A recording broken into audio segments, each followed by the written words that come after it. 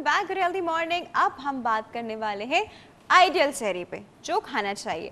बाकी जो इंग्रेडिएंट्स है, बाकी जो चीज़ें आप खा सकते हैं, नहीं खा सकते, उन पर हम बाद में बात करेंगे, उनको हम बाद में जज करेंगे। पहले ही जो चीज़ है जो खाना चाहिए एक आइडियल इंसान को with normal body weight and कोई अंडरलाइंग डिजीज़ ना हो, उसकी बात करने वाले जी।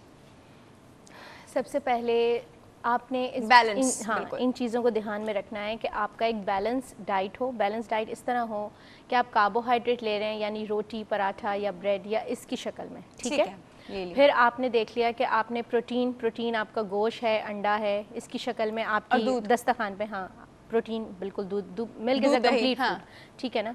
आप उस फॉर्म में अगर आपके सामने मौजूद है वो चीज़, ये आपने इन चीज़ों का ध्यान रखना है।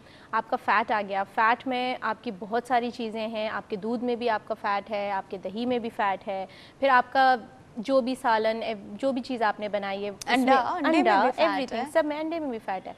उसके बाद आप आ जाइए, आपका कैल्शियम इंटेक है, आपका वाटर इंटेक है, आपके मिनरल्स हैं, विटामिन्स हैं, आपकी वो सब चीज़ें आप मीट कर रहे हैं या नहीं कर रहे, वही आइडिया। अच्छा, हम लोग कैल्शियम के लिए तो चलो दूध हो गया, अंडा भी है, दूध में हमारा फैट भी आ गया, दूध में हमारा कैल्शियम भी आ गया, एंड अगर दूध के लिए आप चीज़ ले रहे हैं या दही ले रहे हैं, इनमें भी ये सब चीज़ें आ गई, चलो ये रिक्वायरमेंट पूरी हो गई।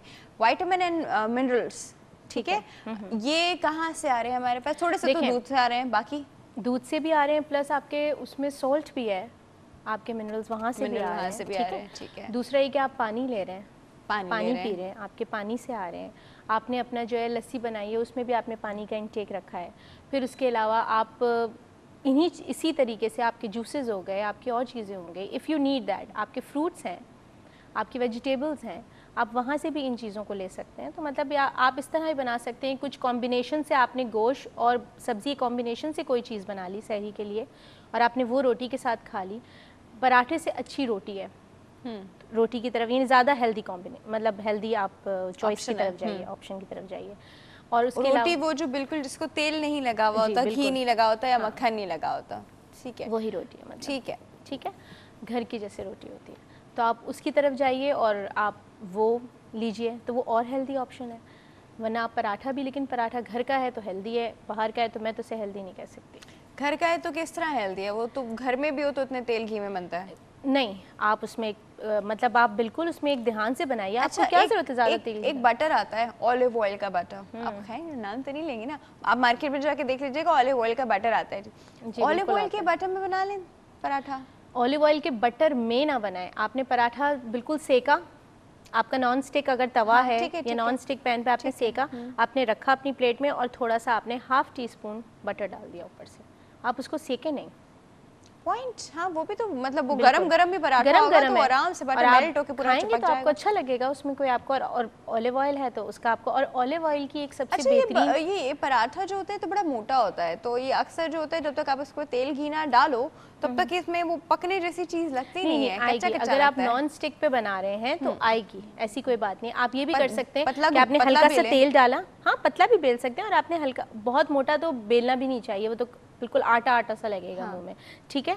और देखें, अगर आप इसमें बहुत तेल घी डाल रहे हैं और आपने मोटा बनाया तो आपका सिक जाएगा, लेकिन अगर आप इस चीज़ का ध्यान रख रहे हैं कि नहीं, मैंने तेल घी नहीं इस्तेमाल करना, बस आपने अंदर जो पेड़े में थोड़ा सा तेल लगाया वही है। और अगर आप चाहते हैं तो आपने अपने पैन में शुरू में थोड़ा सा तेल 1 टीस्पून डाला, उसको ऐसे पैन को हिलाया और वापस तेल डाल दिया, वो तेल आपने वापस डाल दिया, अब सिर्फ आपका हल्का सा ग्रीस है पैन, उसमें आप अपना पूरा पराठा सेक लीजिए, और सिक जाता है पराठा, ठीक है। सेकिए उसमें, और सेकने के बाद आपने अपने प्लेट में डाला। अब ऑलिव ऑयल का हाफ टी स्पून आप ऊपर से बटर लगा दीजिए और खा लीजिए।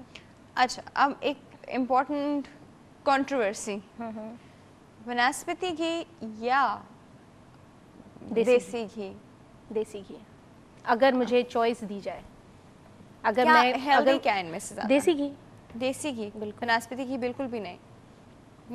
थोड़े से पैसे बचाने के लिए अपनी सेहत से मत खेलें, इतने तो बाईपास के ऑपरेशन में निकल जाते हैं। लेकिन शेर हो गया। लेकिन मैंने लोगों को देखा है कि वनस्पति घी तो ज़्यादातर घरों में वनस्पति घी तो नहीं करे ना अपने साथ ही जुल्म। और देसी घी भी अगर जो घर में निकाला हुआ है वो सबसे ज़्यादा हेल्दी है। देसी घी जो घर में आप बलाई से निकालते हैं? बिल्कुल, बलाई आपने जमा, बलाई से कैसे निकालते हैं देसी घी? बलाई में आपने बहुत सारी बलाई जब आपकी जमा हो गई, आपने उसमें थोड़ा सा दही डाल के उसको आप चूल्हे पे चढ़ा दें। जमा तो चलो हो जाती है, उसमें एक पुराना होने की स्मेल भी आने लगती है। कोई बात नहीं, कोई फर्क नहीं पड़ता, बस ठीक है। आपने उसको बिल्कुल स्लो आंच पे, हल्की आंच पे थोड़ा सा दही डाल के उसमें रख दिया, वो दही फटेगा डाल के रख जी, दिया। फटेगा वो। फटने के बाद वो उसके बाद आहिस्ता आहिस्ता पकेगा, उसका मावा अलग हो जाएगा और वो घी छोड़ देगा। जब वो घी छोड़ देगा वही वो घी होगा। आप उसको जार में कलेक्ट कर लीजिए जब वो ठंडा हो जाए। लो जी, ये तो घर में हमने घी बना लिया, घर में मक्खन भी बनाते हैं। अभी पूछते हैं जी, तरीका पूछते हैं। हमारे पास एक कॉल है, पहले कॉल अटेंड करते हैं। अस्सलाम वालेकुम। अस्सलाम वालेकुम। हेलो, अस्सलाम वालेकुम। Good healthy morning. कौन बात कर रहे हैं? जी, मैं सलमा बात कर रही हूँ कराची से। मिसेस सलमा बात कर रही हूँ। मिसेस सलमा, कैसी हैं आप? ठीक हूँ मैं, आप कैसी हैं? मैं बिल्कुल ठीक ठाक हूँ मिसेस सलमा। मिसेस सलमा, हमारे पहले पोल का जवाब देंगी आप? जी जी, मैं ये जवाब दूंगी कि अगर हेल्दी तरीके से बनाए जाए तो हेल्दी है, अगर हाइजीन का ख्याल रखा जाए तो हेल्दी है, कभी कभी खाए जाए तो हेल्दी है, और अनहेल्दी तरीके से बनाए जाए तो अनहेल्दी है।